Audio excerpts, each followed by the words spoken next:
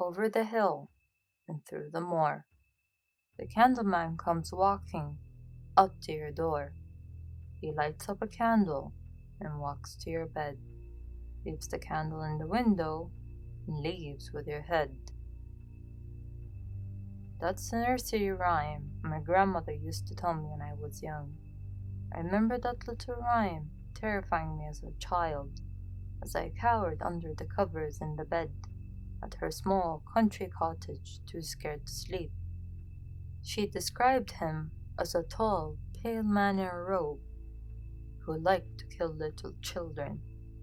And whenever he killed, Grandma would say in hushed voice he would leave a ghostly candle in their window. At that, she would yell out and make me jump back in fright, while she shrieked with laughter. The Candleman. Even the name gives me chills. It seemed like such a horrible, scary thing to say to a child. But then again, my grandmother was a scary woman. She was small, with weathered skin, and cruel sunken eyes that always seemed to glare at me.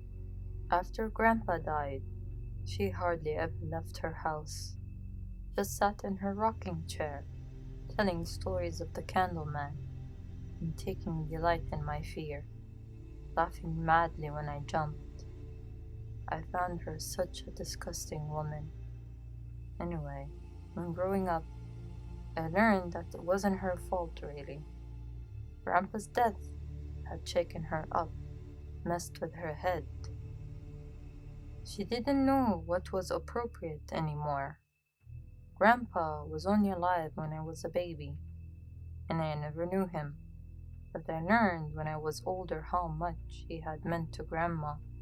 Without him, she had been broken. She died when I was 13, and I guess it didn't really come to me as much of a shock. She was incredibly old and frail. Now I'm 30, with a wife and a little girl. We have a comfortable suburban home, and I couldn't be happier. There has been one thing that's shaken me up recently. However, it was a silly thing, but it still scared the hell out of me. A nightmare. In the dream, I was in my bedroom comfy under the covers, when I heard the tune being played on the piano downstairs. I knew what was being played as soon as I heard it. Candleman. Goosebumps runs up my arms and neck, and ice filled my stomach. I sprinted down the narrow staircase into the living room, where I saw a tall, pale figure in a robe, holding a candle, leaving through the open door. The Candleman. He was about 6'4" or 5", with dead-looking beady eyes and a wide, evil grin. I woke up suddenly in a cold sweat, turned on the light, and read until I was ready to sleep again. I put the dream down to many drinks and the coming of Halloween, but it freaked me out anyway. And that takes me up to yesterday, Halloween night. I was trudging back from a party, not drunk. I don't drink, but still woozy from tiredness. I thrust my hands into my pockets for warmth. Whilst I was walking back through the crisp orange leaves, the poem of the Candleman popped into my head.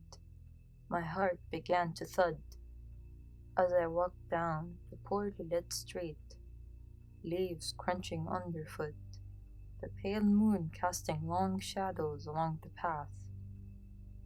In my mind's eye, I could see the Candleman, thin and ghostly, running up to me and cutting off my head in one swing of an axe. Silly, I know, but the dark can make my imagination run wild sometimes. I arrived on my road and began to calm down. I felt silly for having let the poem get to me. I was perfectly safe under the street lights. As I arrived at my front yard, I noticed a tall man in a robe standing at the end of the street, his face covered in darkness. He appeared to be staring at me. Once again, images of the Candleman flooded through my head, sending my heartbeat into overdrive. I shook it off. It's just a tall man out for Halloween. Nothing to be scared of, I assured myself.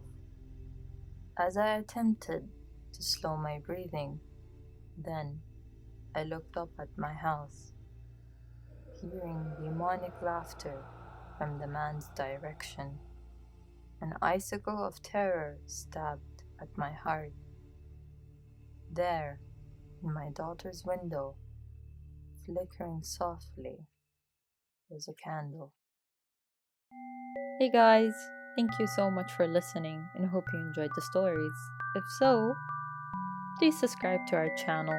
It'd be an amazing support to help us share more spooky videos in the future. Also, if you have any scary experience you like to share, please send us your story on the email in the description below. So, until then, have a wicked day.